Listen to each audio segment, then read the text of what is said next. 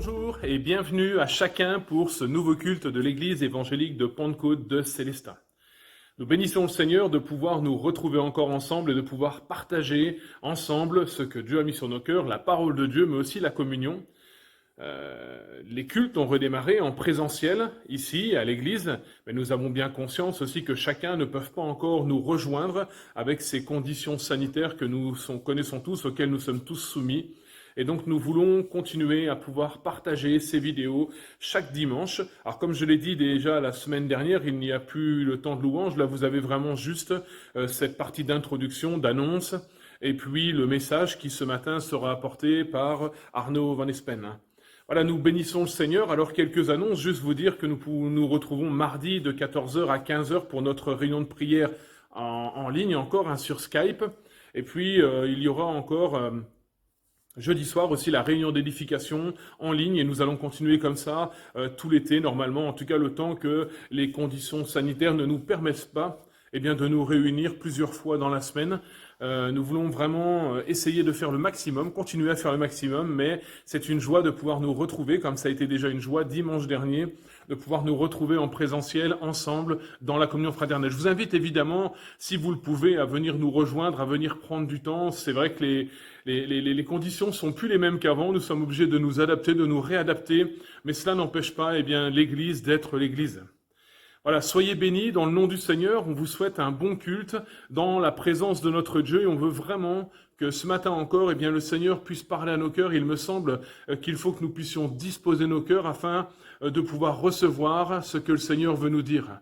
Nous avons parfois des préjugés, nous avons parfois des attentes. Laissons le Seigneur être Dieu aussi dans nos vies et laissons-le nous conduire là où il veut nous conduire. Ce n'est pas nous qui devons vraiment choisir, mais c'est plutôt le Seigneur qui doit choisir et qui choisit pour nous la meilleure part. Parce qu'il sait exactement de quoi nous avons réellement besoin. Nous, parfois, nous envisageons certaines choses, mais le Seigneur sait exactement de quoi nous avons besoin. Je crois que Dieu parle à son Église, et je crois vraiment que ce message de ce matin vient en complément de ce qui a pu être donné déjà la semaine passée, mais ce qui a pu être donné aussi les semaines passées. Vraiment, on bénit le Seigneur pour cette complémentarité des ministères qui nous permet de vivre l'Église. Voilà, bon culte à chacun, à chacune, soyez bénis, et je laisse la place tout de suite à Arnaud pour la parole de Dieu. Bonjour à toutes et à tous, merci de vous joindre à moi pour écouter cette pensée que Dieu a mise sur mon cœur ce matin. Alors je vais vous parler de l'importance de l'église locale et au travers d'une question que je pose, quel avenir pour nos communautés? C'est une question qu'on est en droit de se poser dans un contexte si difficile qu'est le nôtre. Alors ce terme de communauté, c'est plus trop apprécié, ça nous fait penser aux moines qui brassaient de la bière et qui faisaient du fromage. Alors même si on aime la bière et le fromage, on n'est plus trop en accord avec cette vie en autarcie coupée du monde, qui est d'ailleurs en désaccord total avec la vision de l'Église locale que Dieu nous donne. Nous avons vraiment besoin d'être un flambeau qui brille dans ce monde de ténèbres. Amen. Le terme communauté religieuse, c'est quelque chose donc on n'apprécie plus trop. Et pourtant, beaucoup des promesses bibliques que nous nous attribuons à nous-mêmes sont avant tout destinées à la communauté, au peuple de Dieu. C'est le cas par exemple de cette merveilleuse promesse qu'on se répète souvent en Jérémie 29:11. Car moi je connais les projets que j'ai conçus en votre faveur, déclare l'Éternel. Ce sont des projets de paix et non de malheur, afin de vous assurer un avenir plein d'espérance. L'avenir de nos communautés est plein d'espérance grâce à cette promesse que Dieu nous fait.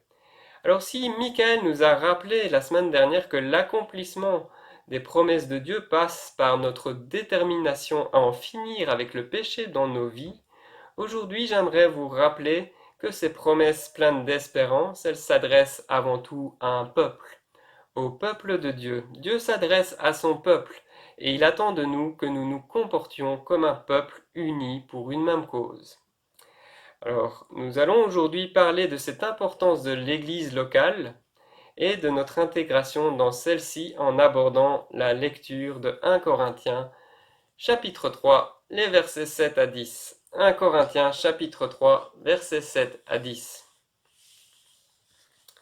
Ainsi, ce n'est pas celui qui plante qui importe, ni celui qui arrose, mais Dieu qui fait croître. Celui qui plante et celui qui arrose ne sont qu'un, mais chacun recevra son propre salaire selon son propre travail.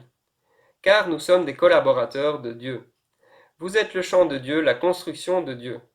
Selon la grâce de Dieu qui m'a été accordée, comme un sage maître d'œuvre, j'ai posé les fondations, et quelqu'un d'autre construit dessus, mais que chacun prenne garde à la façon dont il construit. Amen. Donc c'est l'apôtre Paul qui parle aux Corinthiens, notamment de son ministère et du ministère d'Apollos. Alors pour introduire ce message, j'aimerais vous dire que l'Église, c'est avant tout Dieu, Dieu enko. Alors ko, le préfixe ko, qu'on retrouve dans un des mots de notre lecture collaborateur, ça signifie avec. L'Église, c'est Dieu enko parce que l'Église, c'est Dieu avec nous. C'est Emmanuel. Dieu avec nous. L'Église, c'est une entreprise divine avant toute chose. L'Église n'est pas édifiée par une somme des individualités humaines, mais plutôt lorsque chacun, chacune, s'oublie soi-même pour mettre à disposition de Dieu les dons qu'il a reçus au service des autres. Alors je vais répéter parce que c'est un peu long. L'Église n'est pas édifiée par une somme des individualités, mais plutôt lorsque chacun, chacune s'oublie soi-même pour mettre à disposition de Dieu ses dons au service des autres. Nous avons tous des dons et des talents et des capacités. Et Dieu attend de nous que nous les mettions au service les uns des autres. Ce n'est pas que pour Dieu, notre personne n'est pas de valeur. Notre personne a beaucoup de valeur aux yeux de Dieu. Et il sait très bien que notre épanouissement passe par notre intégration au sein d'une communauté active où chacun, chacune œuvre pour les autres. D'ailleurs, si nos communautés elles sont malades, soyons honnêtes, cela nous affecte personnellement. Inversement, si nous sommes malades en tant qu'individus, nous ne pouvons pas travailler ensemble à l'établissement de communautés saines, fortes et en bonne santé. L'Église locale est une communauté active de l'amour de Dieu et elle est pour la gloire de Dieu. Et si ce matin nous laissions Dieu travailler nos cœurs à ce niveau? Nous sommes le champ de Dieu, nous ne sommes pas notre propre champ. L'Église, ce n'est pas toi plus moi, plus tous ceux qui le veulent, tous ceux qui sont seuls. C'est Dieu avec nous. Cela dépasse le simple cadre de l'humanisme. L'Église est un plan divin. Alléluia, et nous voulons croire que Dieu prépare son Église pour son grand retour. Amen. Jésus prépare l'épouse. Nous sommes des collaborateurs de Dieu. Nous l'avons lu. Alors le terme collabo, il a pris une connotation très négative, car il a été associé à ceux qui aidaient le régime nazi lors de la Seconde Guerre mondiale. Les uns avec les autres, nous pouvons faire de bonnes choses, mais nous pouvons aussi faire de très très mauvaises choses. Ensemble, nous pouvons faire les meilleures choses possibles, les choses les plus utiles. Ensemble, nous pouvons aussi faire des choses très inutiles. Un investissement désintéressé peut faire croître une communauté et contribuer à l'épanouissement personnel de chaque personne qui la compose. Et nous allons tenter de voir comment on peut faire bien les choses. Et on va le faire au travers de la considération de 3 mots qui commencent par ce fameux préfixe ko, qui signifie avec, ensemble. Alors ces 3 mots, on va les voir ensemble tout de suite. Le premier mot, qui commence par ce préfixe ko, c'est le mot collaboration. Alors on l'a lu, nous sommes les collaborateurs de Dieu. Collaborer, ça signifie travailler ensemble. Alors si je considère la base latine du terme, et que je le dis à l'italienne, c'est collabore, c'est labourer avec. Nous savions que Dieu est celui qui travaille nos cœurs comme on laboure la terre, afin d'y semer la bonne parole et qu'elle porte du fruit. Eh bien, ce texte nous éclaire sur un point, c'est que ce travail de labour, ce dur labeur nous est destiné également. Travailler ensemble, cela va impacter automatiquement nos cœurs. Cela va toucher nos cœurs en bien ou en mal. Cet aspect, oui, peut être positif, mais il peut aussi être négatif. On peut tomber sur un os comme on dit. Quand on laboure, hop, la machine saute parce qu'elle est arrivée sur une pierre, un os, quelque chose qui l'a fait dérailler. Labourer la terre, c'est un travail difficile. C'est un travail de longue haleine. On s'en sort généralement avec des douleurs au dos, des douleurs aux épaules, des ampoules un peu partout. Si nous faisons partie d'un même attelage et que l'un tire plus fort que l'autre, alors l'autre peut trébucher, il peut se blesser, et celui qui a tiré plus fort peut être déçu parce que ça n'a pas été assez vite à son goût. Et je crois vraiment que si on prend cette analogie avec le fait de travailler ensemble dans l'Église, alors on réalise qu'il y a encore un long chemin à parcourir avant de pouvoir travailler ensemble sans que cela occasionne des problèmes inutiles. Est-ce que cela doit nous arrêter? Eh bien non. L'apôtre Paul encourage les Philippiens dans ce sens. En Philippiens 3,16, on lit « Seulement, au point où nous en sommes parvenus, continuons à marcher ensemble dans la même direction. » Alors si tu t'es arrêté pour cause de blessures, de désillusions, de déceptions, et que Dieu t'appelle à reprendre la marche, à reprendre du service, comme on dit, il ne s'agit pas seulement d'un appel à servir. Il s'agit aussi d'un appel à s'accorder. On l'a lu, marcher ensemble dans la même direction. S'accorder avec les frères et sœurs parce que pour que le labour se passe bien, il ne s'agit pas seulement de labourer, mais il s'agit de labourer dans la même direction. Si je commence à labourer le champ en partant d'un côté et que toi tu prends le soc et tu veux partir de l'autre côté, ça ne va pas fonctionner. Nous avons besoin d'être unis, de nous accorder les uns les autres, d'oublier, de laisser nos petites querelles, nos petites animosités, et de travailler ensemble pour la gloire de Dieu. Amen. Combien de personnes vont d'église locale en église locale, de désillusion en désillusion, juste parce qu'elles veulent servir sans avoir à servir avec, juste parce qu'elles veulent servir sans avoir à servir ensemble. Alors parfois on va jusqu'à se joindre à un ensemble de personnes dans lequel nous n'avons pas à collaborer, nous n'avons pas à servir. Et pourtant le terme collaborer, c'est travailler ensemble, servir ensemble. Alors c'est sans doute à première vue plus difficile de travailler ensemble que de travailler tout seul. Et pourtant, si nous travaillons ensemble, le champ sera plus vite prêt à être ensemencé que si chacun travaille seul de son côté. Amen. Nous avons besoin de revenir à cet état d'esprit, de servir ensemble, même si ça peut être difficile, même si ça peut engendrer des désillusions, des blessures. Nous avons besoin de mordre sur notre chic, comme on dit en belge. Mordre sur sa chic, le chic, c'est le chewing-gum. Et d'avaler notre fierté et de continuer à collaborer. Travailler ensemble tout simplement. Amen. Alors le deuxième terme qui commence par le préfixe co, qui signifie avec, que j'aimerais aborder avec vous, c'est le terme de la comparaison. Il en est question aussi dans le texte que nous avons lu. Alors, à l'italienne, comparer, ça donne comparare. Alors, le préfixe com, c'est avec, je viens de le dire, et parare, ça signifie parer. Préparer comme on prépare des chevaux d'un attelage, par exemple. Alors, ce terme, il est apparenté également à pair. Comparer, c'est mettre par paire, mettre en parallèle deux éléments afin d'en saisir les similitudes et les différences. Pour comprendre l'étymologie du mot comparer, on pourrait citer cette expression « les deux font la paire ». On dit ça de deux personnes qui s'accordent tellement bien, qui se complètent tellement bien, que les deux font la paire, les deux vont ensemble. C'est comme deux briques qui s'emboîtent.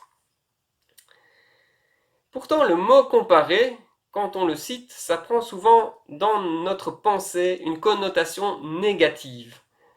On se compare pour savoir qui est le meilleur, qui est le plus fort, qui est le plus avancé. Mais la comparaison, je crois qu'elle peut être également positive. Alors comment se comparer peut-il devenir positif? Je vais répondre à cette question en deux aspects. Comment faire rimer comparaison avec édification? Alors d'abord, dans un premier temps, la comparaison rime avec édification lorsqu'elle met en valeur la diversité des talents. Lorsque les forces de deux personnes s'additionnent, cela décuple leur efficacité, tout comme deux chevaux dans un attelage ont une force de traction beaucoup plus importante que lorsqu'ils tirent le même poids, seuls chacun de leur côté. Il existe donc une bonne manière de se comparer et une mauvaise. Dans le texte que nous avons abordé, Paul éclaire les Corinthiens sur ce point. Alors les Corinthiens, dans l'église de Corinthe, à ce moment-là, ils avaient un problème. C'est que certains se réclamaient de Paul et d'autres d'Apollos. Ils jugeaient selon l'œuvre que chacun avait accomplie à Corinthe. Alors cette déclaration de Paul, celui qui plante et celui qui arrose ne sont qu'un, visait à cesser les discussions dans l'église de Corinthe au sujet du ministère le plus influent et le plus utile. Paul remet les pendules à l'heure en rappelant que l'œuvre, c'est le champ de Dieu. L'œuvre appartient à Dieu, et Dieu use de chacun différemment pour parfaire son œuvre, qu'est l'Église locale. Amen. De ce fait, le ministère de Paul et d'Apollos, ils n'étaient pas en compétition, mais leur travail se complétait. Ce simple passage devrait nous amener à plus de réflexion sur les affections que nous portons envers tel ou tel ministère en particulier. Nos préférences personnelles ne devraient jamais primer sur la croissance spirituelle. Souvent, on met ce ministère en face de ce ministère et on les oppose en disant ce ministère apporte plus et celui-là, il a encore à progresser. Alors que la parole de Dieu nous encourage à les mettre en parallèle pour voir comment ils peuvent se compléter et comment ils peuvent servir ensemble à un même but, une même cause, la gloire de notre Dieu. Si nous tendions l'oreille à ce que Dieu veut dire, plutôt que de regarder à l'homme qui l'utilise pour nous le communiquer, alors je crois que nous entendrions parler Dieu plus régulièrement dans l'Église et avec plus de force. L'important n'est pas celui qui arrose et encourage, ni même celui qui sème après avoir labouré la terre rocailleuse et dure de notre cœur. L'important, c'est le champ de Dieu. L'Église locale a besoin d'être sensible aux différents ministères que Dieu a mis en place. Des ministères qui encouragent, des ministères qui reprennent. Ces deux ministères font la même œuvre, l'édification du corps de Christ. Amen. Alors bien évidemment, nous pouvons être touchés d'une manière particulière à l'écoute d'un enseignement particulier apporté par un ministère particulier. Soyons honnêtes, il est parfois bien difficile de ne pas tomber dans le jeu de la comparaison malsaine. Et pourtant, je crois vraiment que comparaison peut rimer avec édification, lorsque l'on considère la valeur et les talents différents que nous avons au sein de l'Église locale. Quel merveilleux panel de talents Dieu nous a donné, Dieu a donné à l'Église. Et nous pouvons nous réjouir de voir combien les dons sont diversifiés et remercier le Seigneur pour cela. Alléluia! Alors la comparaison rime aussi avec édification lorsqu'elle nous aide à progresser d'une manière personnelle. Pas seulement lorsqu'elle nous aide à voir la gloire de Dieu dans l'œuvre, le service des autres, mais aussi lorsqu'elle nous aide à progresser d'une manière personnelle. Paul, après avoir encouragé les Philippiens à marcher d'un même pas, il a rajouté en Philippiens chapitre 3 verset 17 « Suivez tous mon exemple, frères, et observez comment se conduisent ceux qui vivent selon le modèle que vous trouvez en nous. » Alors, cette déclaration peut paraître très présomptueuse, mais en réalité, elle était nécessaire parce qu'il y avait de très mauvais exemples à ne pas suivre du tout, qui influençaient les Philippiens. Et c'est la raison pour laquelle Paul a été contraint de leur faire cette recommandation. Je crois que la Bible regorge de bons et de mauvais exemples. Je crois aussi que tout autour de nous, nous avons de bons et de très mauvais exemples.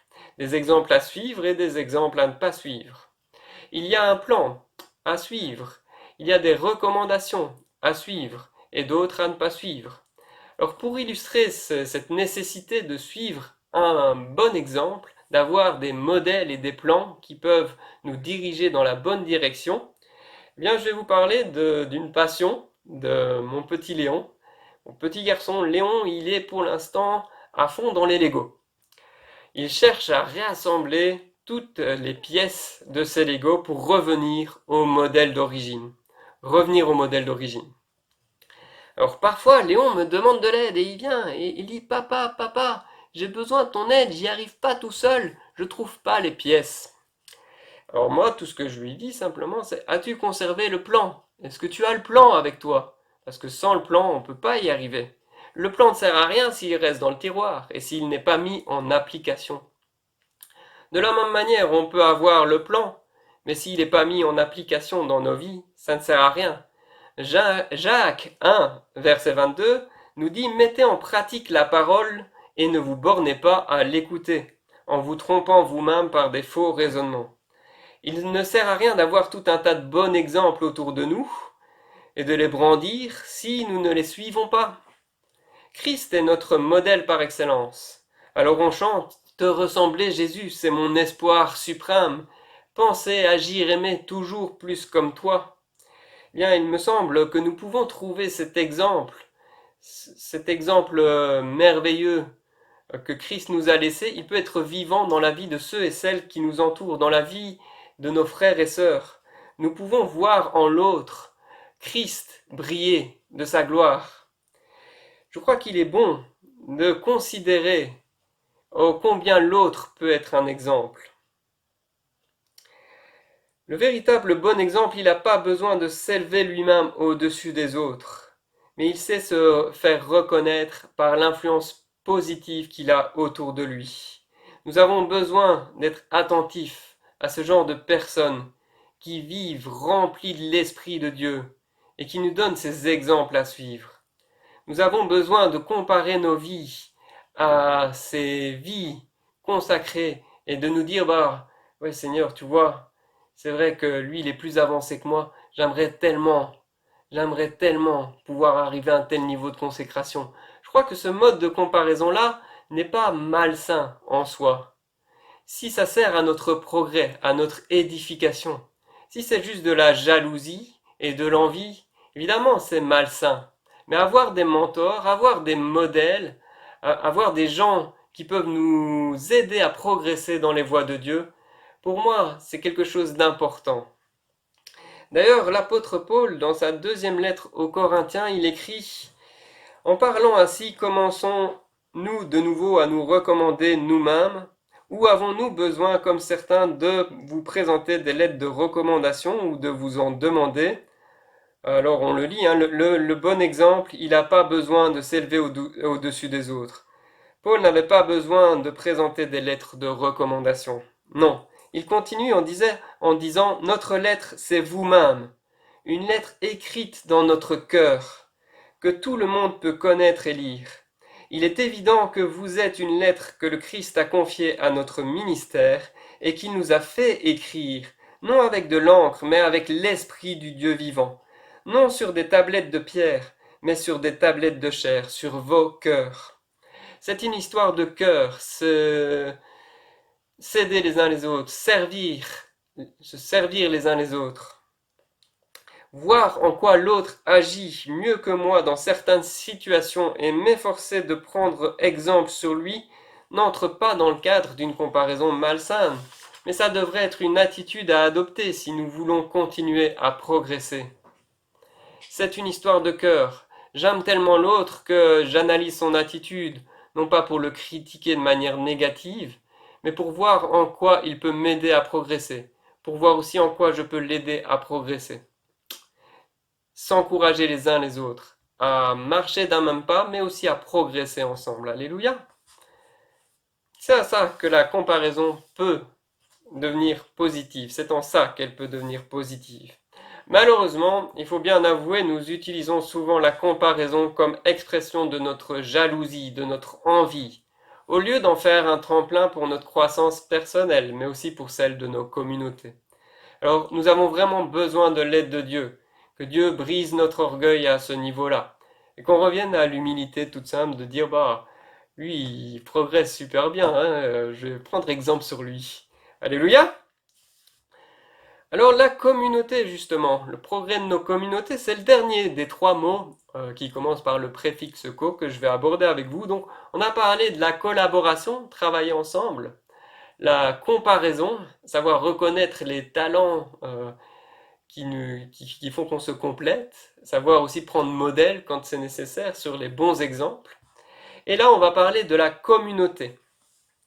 Alors, une communauté, dans le sens usuel, un ensemble de personnes vivant ensemble.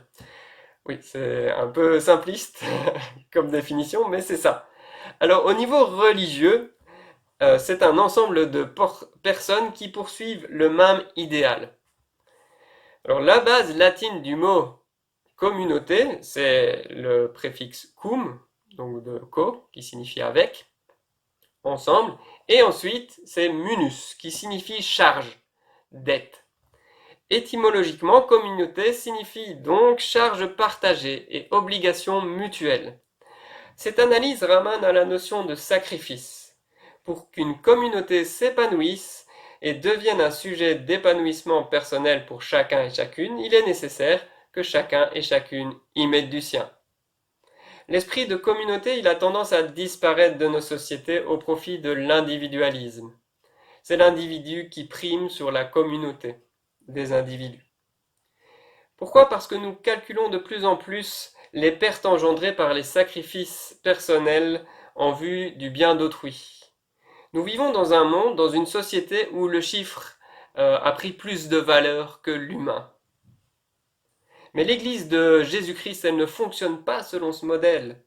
L'Église, c'est une communauté d'hommes et de femmes libérés, rachetés, sauvés, qui donnent tout pour pouvoir partager cette grâce autour d'eux. Amen. Des hommes et des femmes touchés d'une telle manière par la grâce, qui sont prêts à tous les sacrifices, qui travaillent ensemble afin qu'un plus grand nombre puisse avoir accès à cette grâce merveilleuse de Dieu, manifestant Jésus. Amen. Nous avons un grand trésor à partager. Voulons-nous être de ceux et de celles qui donnent tout pour le partager autour de nous, pour le bien des autres? Alors moi j'en veux. Amen. Alors c'est sûr que quand on me parle de sacrifice, c'est un peu difficile. Mais quand je réalise que un petit peu de ce que je donne peut produire beaucoup dans la vie des gens qui n'ont pas Dieu, eh bien je me dis ça vaut le coup. Ça vaut la peine de s'investir, de prendre du temps, de se sacrifier, parfois sacrifier un peu de notre temps, de notre espace personnel pour pouvoir apporter le salut, la lumière véritable de Dieu dans les ténèbres, Jésus-Christ. Amen. Les blés sont mûrs, la moisson est grande, mais il y a peu d'ouvriers, a dit Jésus en Luc, chapitre 10, verset 2. Voulons-nous revaloriser les autres, retrouver cet esprit de communauté, cesser les jeux de comparaison malsains et tout à nouveau nous retrousser les manches pour que la saison à venir, elle soit synonyme de moisson abondante?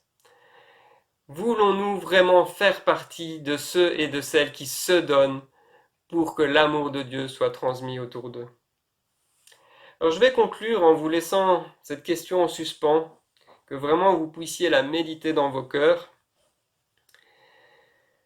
Je vais conclure en disant simplement, il est temps de travailler ensemble à l'édification de notre Église locale. C'est ma conclusion, travaillons ensemble à l'édification de notre Église locale. Pourquoi faire partie intégrante d'une telle communauté est-il important? Pourquoi est-ce important de prendre part active dans la communauté de l'Église locale? Eh bien, afin que le champ ne devienne pas une friche. Parce que ça nous affecte. Quand nos communautés sont malades, ça nous affecte. Et pour que nos communautés soient fortes et croissent, il est nécessaire que nos égos diminuent. Notre Église locale va impacter positivement son entourage si la volonté de chaque membre est de s'investir dans la communauté, de travailler ensemble, de s'encourager les uns les autres, à marcher de progrès en progrès. Amen. L'Église locale, elle existe pour être un flambeau qui brille dans les ténèbres. C'est pas seulement un bal de luciole où chacun brille de son côté. Excusez-moi, c'est joli un bal de luciole, mais je doute que ça soit efficace pour éclairer les ténèbres les plus profondes. Nous avons besoin d'être ensemble pour devenir un flambeau qui brille de la gloire de Dieu. Pas seulement être un bal de luciole, chacun de son côté avec son petit lumignon qui brille et qui n'éclaire pas grand-chose. Sommes-nous là pour faire joli ou pour apporter la lumière dans les ténèbres? pour rayonner de l'amour de Dieu, pour transmettre cet amour? Sommes-nous là pour faire joli? Alors vous me direz, on peut faire les deux, hein. Et pourtant Christ n'avait rien pour attirer le regard. Il a été méprisé, abandonné, rejeté, jugé de piètre valeur, alors que lui seul est la véritable lumière qui éclaire tout homme, toute femme. Lui seul est capable d'apporter la lumière dans les ténèbres. La lumière brille dans les ténèbres et les ténèbres n'en ont pas voulu. Oui, notre Dieu mérite le meilleur, mais lorsque faire bien, faire beau, faire joli devient une obsession dans l'Église, cela peut occulter la véritable lumière qu'est Jésus. Le véritable but qui est de transformer des vies. Nous ne pouvons pas juste être une Église de façade. Notre implication comme réponse à l'amour de Christ pour son épouse qu'est l'Église doit être plus profonde que ça. Plus profonde que faire simplement du beau et du joli. Nous avons besoin de revenir à plus de profondeur dans notre service, notre implication pour l'Église locale, l'épouse de Christ. C'est de cela, de notre implication personnelle, que l'avenir de nos églises locales dépend. C'est de la réponse personnelle que l'on donne à Dieu lorsqu'il nous demande d'apporter la pierre à l'édifice. Alors je vais conclure ce message, je crois que c'est pas plus compliqué que ça. C'est de nouveau réaliser qu'on a besoin de travailler ensemble, même si ça blesse parfois, même si ça déçoit parfois, qu'on a besoin de revenir à un jeu de comparaison qui soit positif et qui ne nous amène pas dans des critiques destructives, et puis qu'on a besoin tout simplement de revaloriser la communauté, de faire taire parfois notre ego. Alors pour conclure, je vais vous lire ce texte en 1 Pierre, chapitre 2, 1 à 5, qui nous parle justement de cette importance d'apporter notre pierre à l'édifice qu'est l'Église locale. Rejetez donc toute forme de méchanceté et de ruse, l'hypocrisie, la jalousie et toute médisance. Comme des enfants nouveau-nés, désirez ardemment le lait pur de la parole afin qu'il vous fasse grandir en vue du salut. Puisque, comme dit l'Écriture, vous avez goûté combien le Seigneur est bon. Il est la pierre vivante que les hommes ont rejetée, mais que Dieu a choisie, et à laquelle il attache une grande valeur. Approchez-vous donc de lui, et puisque vous êtes vous aussi des pierres vivantes, édifiez-vous pour former un temple spirituel, et pour constituer un groupe de prêtres consacrés à Dieu, chargés de lui offrir des sacrifices spirituels qu'il pourra accepter favorablement par Jésus-Christ. Amen. Oui, notre église locale de Célestat a encore un long chemin à parcourir, mais nous voulons croire que Dieu à l'œuvre en nous par son esprit va nous aider à progresser et à être des témoins efficaces pour sa gloire. Amen. Alors je vous bénis de la part de Dieu, vraiment que vous puissiez, là où vous vous trouvez, être encouragés. Je vais simplement terminer par la prière afin que par son esprit, Dieu puisse vous remplir, vous soutenir, vous encourager tout simplement. Alléluia, gloire à Dieu. Seigneur, je te remercie pour ta parole. Merci parce que tu nous rappelles ô combien toutes tes promesses sont accessibles pour nous d'une manière personnelle, mais aussi pour nous au sein de cette communauté qu'est l'Église locale, que tu as voulu, que tu édifies. C'est ton champ, Seigneur, ce n'est pas notre champ. Ce n'est pas à nous de décider quel est le chemin, mais tu es le chemin, Seigneur Jésus. Et aide-nous à marcher sur ce chemin. Aide-nous à travailler ensemble, à collaborer, à marcher d'un même pas, à nous supporter les uns les autres, à nous pardonner si cela est nécessaire. Je te prie pour ceux et celles qui écoutent, Seigneur, s'il y en a qui sont sur le long du chemin, qui ont arrêté, Seigneur, de croire en cette communauté de l'Église, une communauté active de ton amour et qui transmet ton amour. Seigneur, je te prie par ton esprit de renouveler, Seigneur, leur force, de renouveler leur vision, de renouveler leur espérance en cette Église grande et belle que tu prépares pour ton retour. Sois béni, Seigneur Dieu, pour tout ce que tu vas faire au sein de notre Église locale, au sein des églises de la région. Seigneur, nous voulons bénir les églises locales, que tu puisses continuer ton œuvre et bâtir, Seigneur, pour la seule gloire de ton nom, Jésus. Amen. Voilà, que Dieu vous bénisse. Au revoir à chacun, Voilà, je chacune. reviens avec vous pour terminer maintenant eh bien, ce temps de culte, juste pour vous dire que nous bénissons le Seigneur pour sa parole et merci à Arnaud pour cette inspiration concernant l'Église locale, concernant la communauté, la communion. Nous voulons vraiment remercier le Seigneur, mais en même temps, pas juste écouter les messages, mais les mettre en application aussi. Et c'est vrai que comme cela a été dit, nous voulons saisir le moment particulier que nous sommes en train de vivre pour peut-être eh bien, entamer un virage conséquent pour l'Église, mais en même temps eh bien, pour euh, réasseoir peut-être certaines choses, pour permettre de nouveaux recommencements, de nouveaux démarrages. Et dans ce cadre, par rapport à ce qu'Arnaud a dit ce matin, moi je voulais vraiment demander pardon à ceux à qui ceux que j'ai pu blesser, en tout cas par une attitude, par un comportement, par une parole, ou peut-être même pas de parole.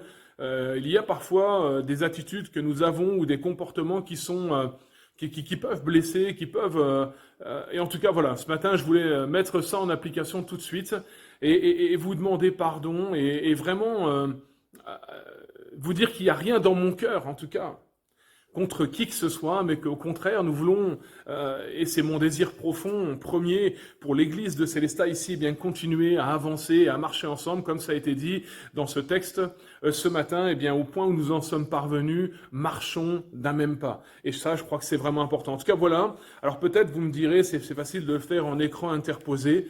Je me propose, si certains le veulent, eh bien, de pouvoir rencontrer, si toutefois il y avait des blessures, si toutefois il y avait des besoins. Moi, je crois vraiment qu'on doit mettre la parole de Dieu en application, et il me semble que c'est à l'amour que nous avons les uns pour les autres que le monde verra que nous sommes disciples de Christ. Et je crois de tout mon cœur à la parole de Dieu, mais en même temps, je veux de tout mon cœur la mettre en application. Donc voilà, recevez eh bien toutes mes excuses profondes et sincères pour ceux en tout cas qui auraient été blessés, peut-être même pendant toute cette période, n'avons peut-être pas fait les choses toujours comme il le fallait, je ne sais pas. En tout cas, voilà, nous avons essayé de faire de notre mieux.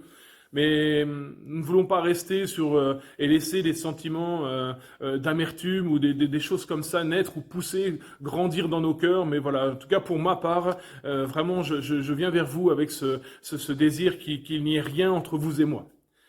Voilà, je vous laisse maintenant pour cette fin de journée. Passez un bon dimanche après-midi, soyez bénis et méditons encore la parole de Dieu. Bon dimanche à tous et on se retrouve donc pour les réunions de semaine, le Skype mardi, la réunion d'édification jeudi, tout ça en ligne et en présentiel dimanche prochain pour notre nouveau culte. Que le Seigneur vous bénisse abondamment.